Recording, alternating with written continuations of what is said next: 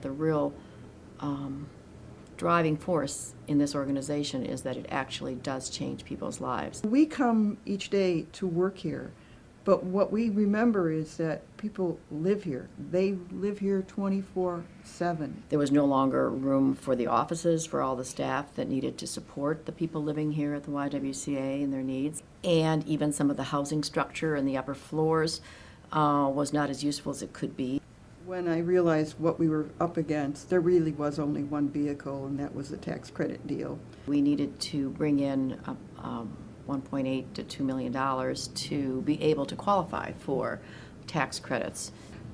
We did a feasibility study, and we did bring in McDonald Schaefer to do that feasibility study. And what it showed was that the community was very supportive, and that indicated the sport was here for a $1.8 to $2 million campaign.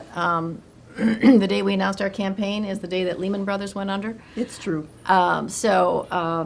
We started with what we would call sort of a tight market, and so we didn't have a $1 million donor, but we had 500 plus smaller donors who really were, that was our army, really. I mean, they did it. I think that's where McDonald Schaefer and Pam Maddox came in so importantly, because we met with Pam every 2 or 3 weeks throughout those 2 years, and she always came with a structure. You know, we looked at our list of individual donors, we looked at the list of foundations, we looked at the list of businesses, and we said, who did what, who knows what, who else do we have to go for? And I think in the type of environment that we were in, it's easy to kind of lose your enthusiasm or your positive attitude. And I thought that was the other thing that came out of the McDonald Schaefer relationship, was that positive attitude. My advice to anyone going forth is don't ever think that you can really do a capital campaign by yourself.